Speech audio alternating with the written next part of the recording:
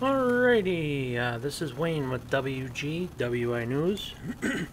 As you can see, we did get a little bit more snow. From our, well, I contacted you guys about 10 after 1, and as you can see right now, it's approximately a little after 4, and it's still snowing. As you can see, it is still snowing. So just thought I would update you guys here, and this is from Clintonville. So, and again, there's my car.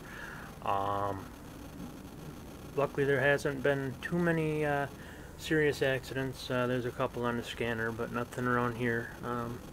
There was one out on 45, but there was no injuries. So I'll keep you updated, and this is Wayne with WGWI News reporting.